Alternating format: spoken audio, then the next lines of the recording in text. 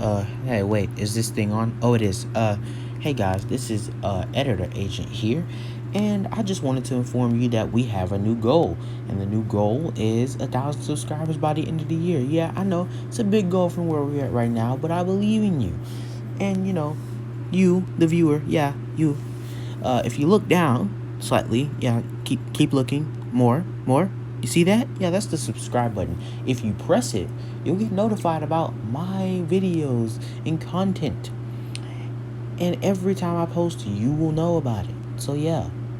And if you press the like button, you will show even more people about this spectacular content that you so love and enjoy. And also, just a random fact on the screen. There's just, new content that's going to come out when we reach 1,000 subscribers. I'm totally not spoiling anything, of course. But yeah, you know, editor editor agent, I guess, is probably writing some stuff on the screen. If he is, make sure you don't pay attention to it. Yeah, don't worry about it.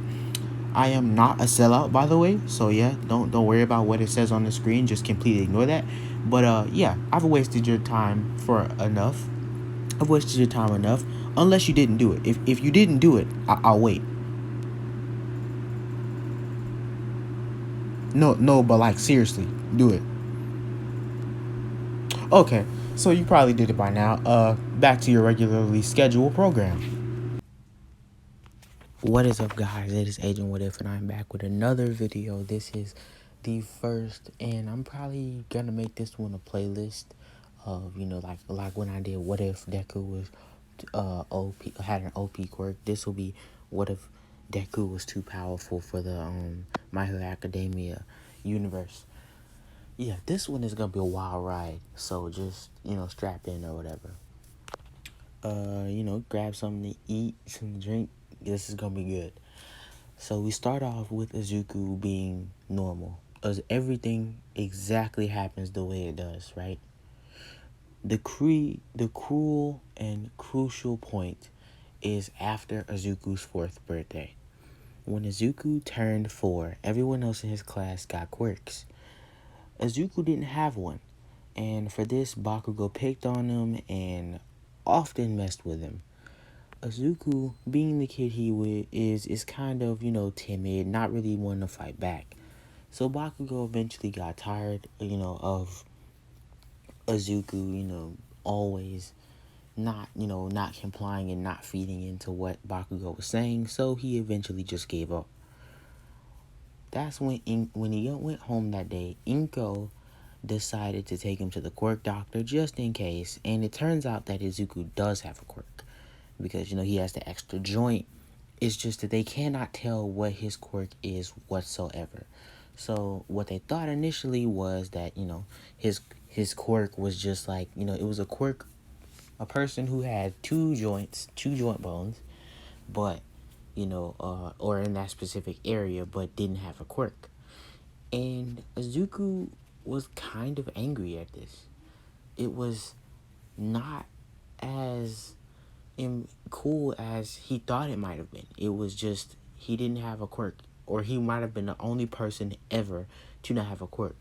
And Izuku was kind of a depressed kid, not really all the time, not to a childhood thing. It's just he kind of was. He was a downer. So Izuku would often, or in that moment, ask God why, Izuku has the joint but doesn't have a quirk. All he's ever wanted to do was save people. So why exactly is life being so cruel? And Izuku starts crying, and the doctors try to get him to stop worrying and stuff, and they wipe his tears and stuff. And the thing that actually does it is when his mother tells him, "It's okay, Izuku, you can still be a hero." And in that moment, Izuku starts to think, "No, I can't. I cannot be a hero, and she's lying to my face. Will never amount to nothing." And that angers me. And in that split second, Izuku starts to emit a red aura, and his eyes turn red as well. And the doctors immediately see this, and everyone is like, "Whoa, what's going on? Is he okay? That must have been his quirk." And they snatch him up essentially, and they bring him into the lab and start testing him. They just start poking and prodding, and they get really dangerous though. Like, they start using tasers and stuff, and because Izuku wasn't giving them the proper reaction, so they had to get a bit extreme. And Izuku would get angry at this, and he'd be picking in their faces, and the aura would come back, and Izuku's power would start to manifest, right?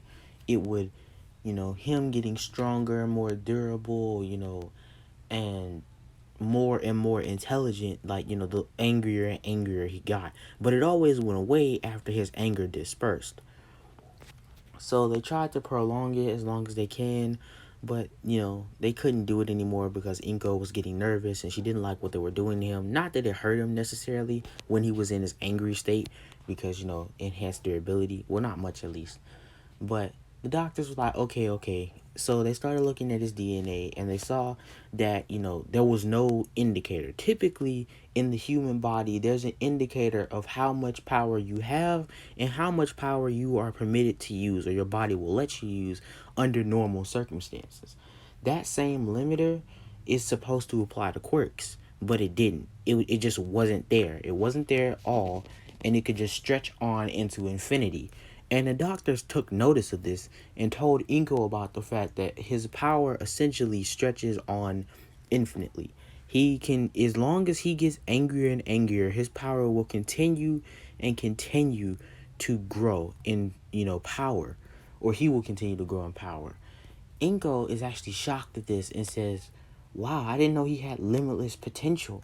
And it's like, yes, this is a rare case. This is the only quirk that has ever had limitless power. Most quirks have a caveat that either hurts their physical form or their head or something. But this quirk, it's perfect. And they immediately start writing everything down. And well, they already did that, but they start taking more notes. And they start bringing their colleagues in. And everyone's surrounding Izuku. And they're all talking and stuff.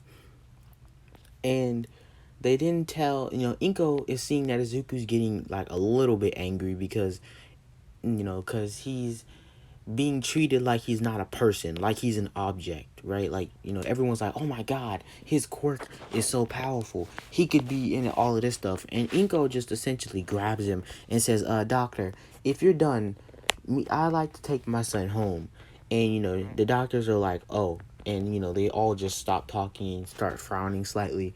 And then, like, yeah, I mean, I guess the checkup's done. You can take him home. And Inko essentially takes him home and starts telling Izuku, she kind of sort of starts teaching him how to train. Like, she's almost training him basically, because she teaches him, like, Izuku, you need to be able to control your anger because your power comes out whenever you're angry. And Inko tells him about a trick that she does where, like, every time she gets angry, she thinks of something funny, or she just starts laughing. And typically it's so awkward because, like, you're laughing at an inopportune time and it's weird, but at least it's weird and you're not angry. And Izuku actually listens to this and uses this as a technique to control his power, so he's not always emitting that aura. Because when he emits that aura, it's like dangerous killing intent, like, all the time. It can't, like, whenever his power activates, a serious killing intent just emits from him, right? Like a dangerous, murderous aura. And, Izuku, this could creep somebody out, and, this could, really scare them, so, he has to control this. About a month goes by, and the doctors essentially published a post and an article. They didn't use Izuku's specific name, but they just like, oh, we recently discovered a child who had a limitless potential quirk. And all of the heroes took notice of this: Endeavor, All Might, Aizawa, everybody, right?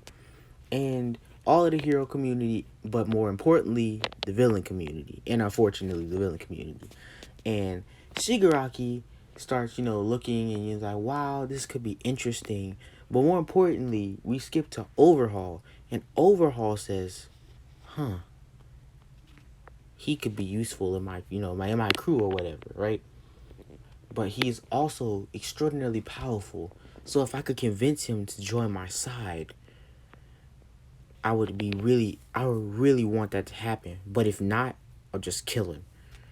And because he knows it's actually Izuku because he actually has a spy in like the quirk doctor's office to let him know about people who could be useful to him, right? Because so he has that as well as all for ones. That's how Shigaraki found out who it is, right? They were all planning to like grab Izuku, but Overhaul just got there first, right? One day Izuku was walking with his mother and they were getting groceries on the way back home. Still 4 years old, and this guy approaches them, and Inko takes notice of this. Izuku really doesn't. He's a child. He has a lollipop. He just likes his candy. He doesn't really care. He's not too worried. Inko takes notice of this, but she thinks it's just someone who has a nasty face, and she remembers, like how Izuku got read sometimes for like a very dangerous person because of his quirks. So she didn't want to really be judgmental, so she, took that assumption down and was like, okay, maybe he's a nice person, and he's not actually a bad person. He just looks like that. So she keeps on walking through the mart and getting all her food and stuff, and the guy keeps on following her. So now she's a little bit scared, and she starts, scurrying off quickly and, pulling Izuku really hard. And the guy starts speeding up as well, catching up with them. So then she picks up Izuku and takes off running. The guy takes off running as well. And, she runs into an alley. And that's when immediately someone drops down, like, from an opening in between the buildings, above them, knocks Inko out. And then it's actually Overhaul, right? And Overhaul looks at Izuku and actually takes his lollipop, being a complete jerk, like at least leave the kid his lollipop. But, he takes his lollipop, right? Throws it on the ground and asks the kid what he wants to be in life. And Izuku mistakenly says hero. And being a 4-year-old, not being able to read the situation, he said that, and Overhaul said, okay. And he took him back to his lair. Inko immediately started filing a report for her child being missing, and the heroes were on it, but they just couldn't really find Overhaul, and they couldn't touch him anyway because they have no evidence and stuff like that. They're trying to gather some evidence, and Izuku's just held up in one of Overhaul's facilities, yeah, and Overhaul just continues to ask him, so you still want to be a hero? And Izuku, for the first couple of times said yes.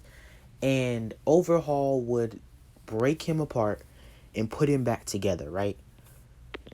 And Izuku would just scream and yell for hours on end until he couldn't cry anymore. He couldn't yell anymore. All the arrows out of his lungs. He basically almost dehydrated himself from crying.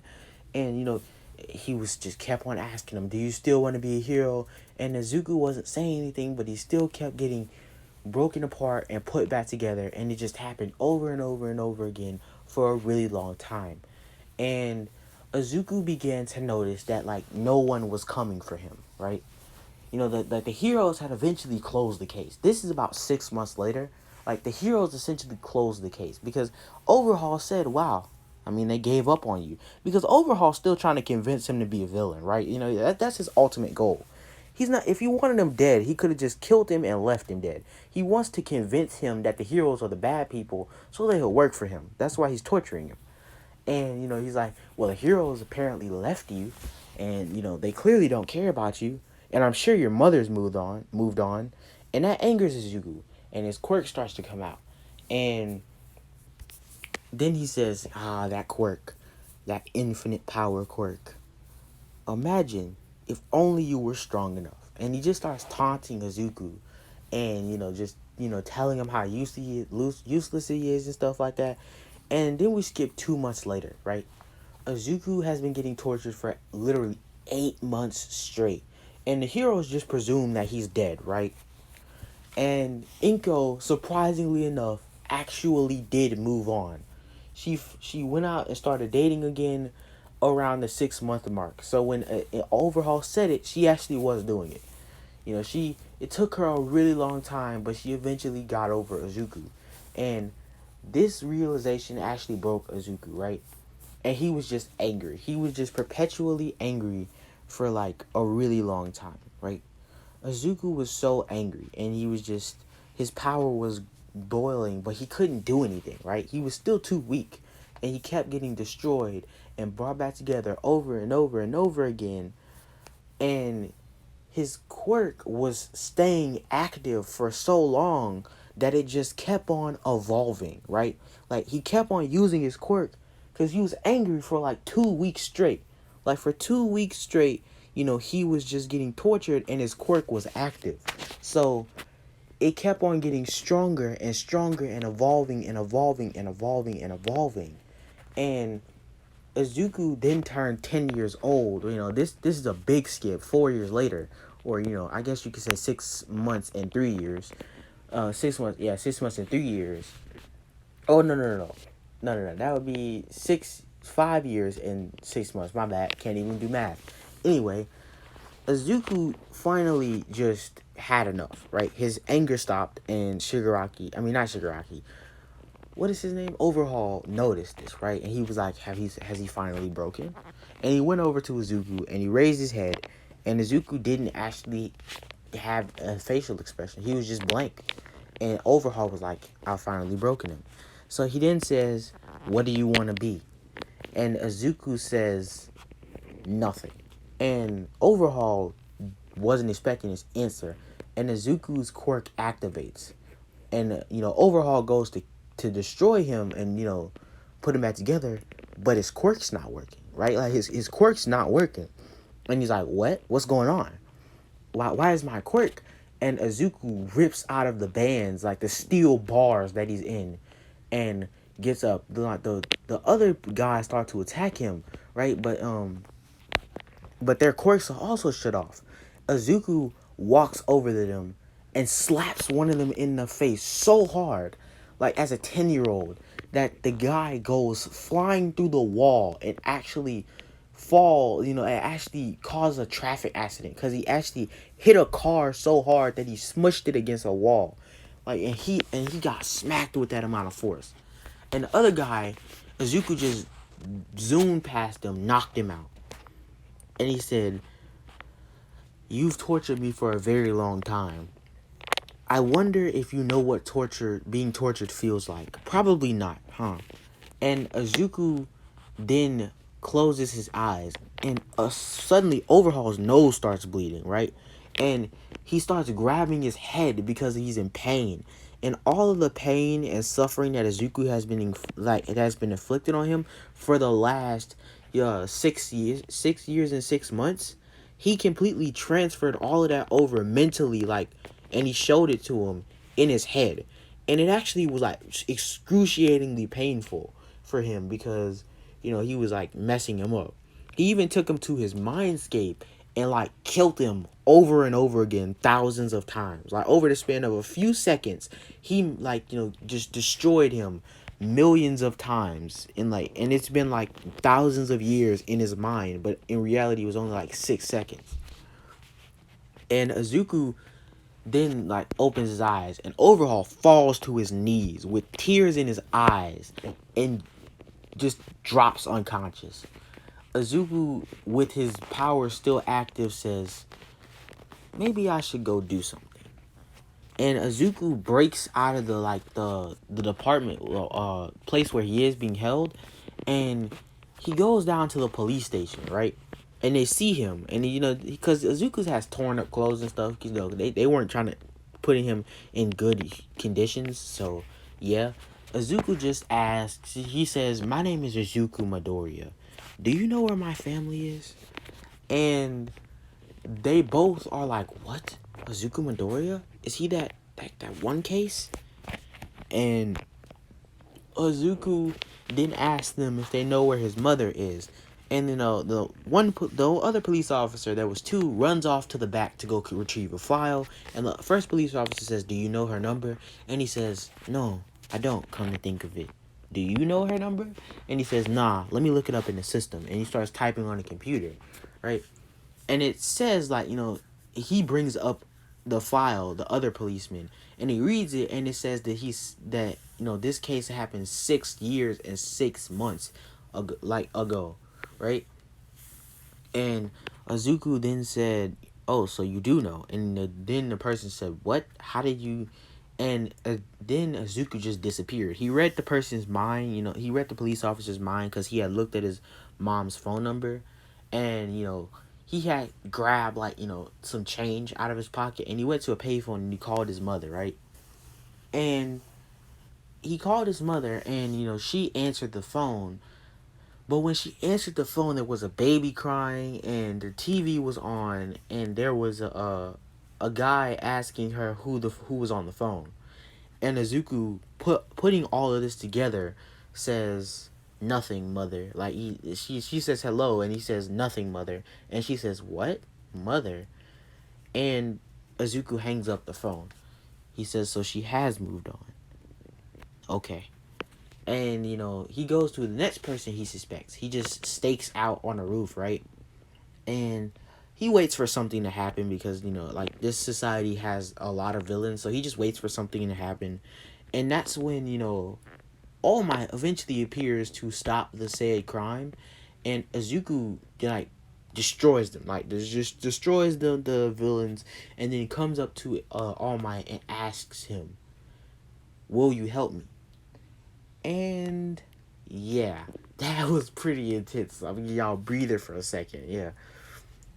All Might then, noticing Azuku's aura is like immediately thinks he's a villain and goes to punch him. Azuku dodges, like just sidesteps it. And then he instantly regrets it. He's like, even if he was a monstrous person, he's a child. Why would I do that? Right? And Azuku then tells him, you wouldn't have done me any damage anyway. I'm sure you've noticed by now. And, then he's like, wait, what? And for the first time ever, since he got his powers, he couldn't feel it. Like, his powers were shut off. And he's like, what are you doing to me, kid? And he was like, it's just a consequence of my aura. Anyone around me, instantly, their quirk gets deactivated. And he says, what? And Nezuko says, Toshinori. Yes, I know who you are, and I know how your quirk works. I don't care. Will you take me in and help me? Because I don't have a home. I'm Izuku Midoriya from a case 6 years and 6 months ago, right? And All Might is like, okay. He just accepts it because at this point he knows how his quirk works, and he needs to tell him why exactly his quirk. He can't tell anybody, or he could ruin his image. So he's just like, sure, whatever. I'll just take him to my house, and then I'll tell him that he can't tell anyone, and he'll believe me or whatever. And they essentially do that, right? Like Azuka just picks up All Might like by his arm and picks him up, and just jumps like into the sky. And he says, "So your house is that way," and he just goes to his house and whatever. And we're like, it's a big mansion, and Izuku then says, nice digs. And All Might then says, so, what is your name? And Izuku says, it's Izuku. And he says, oh, right, yeah, Izuku. Anyway, you can't, and then he cuts him off and says, I already know about how your quirk works and who your enemy is. Can we move past all of that? And then that's when All Might says, how do you know all of this? And Izuku says, because I'm actively reading your mind. And he says, that makes sense. That would make sense, right? All Might says that. And Izuku then just says, so I guess this is my new home. And with that, I'm going to leave this episode right there. I'm going to leave it right there. And, if you guys liked it, I mean, at this point, you guys know what to do, right? I don't have to say it, right? I'll say it for the people who don't know what to do, because in case we got some new viewers, because we do actually have some new subscribers. Remember to like and subscribe, and I guess try to get this video to 200 views, I guess.